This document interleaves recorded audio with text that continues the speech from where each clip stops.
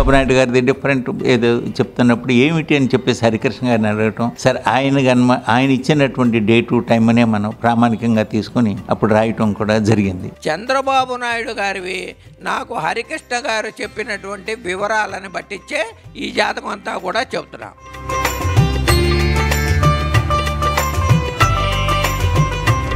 చంద్రబాబు నాయుడు గారు 2014లో ముఖ్యమంత్రి అయినప్పుడు ఏ స్థితిలో ఉన్నారు? ఆ గురువు వెళ్ళబోయేటప్పుడు చంద్రబాబు నాయుడు గారికి, అలాగే 2019లో జగన్మోహన్ రెడ్డి గారి సీఎం ఇవ్వడానికి ముందు శని గురువుల యొక్క స్థానం ఏంటి? జగన్మోహన్ రెడ్డి గారిది ఆరుద్ర నక్షత్రం అండి.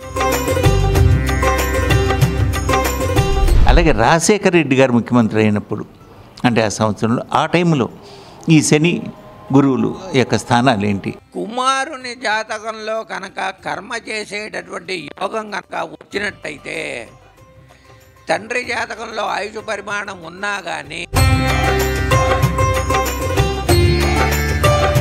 ఇప్పుడు ఎలాగా అంటే లోకేష్ గారి జాతకం చంద్రబాబు నాయుడు గారి సపోర్ట్ ఇస్తుందా?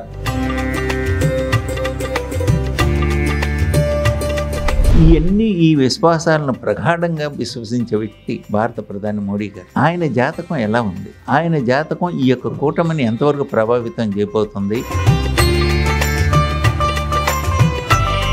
దశ గొప్పదా, దిశ గొప్పదా? దశ గొప్పదా, దిశ గొప్పదా అంటే యథార్థంగా చెప్పాలంటే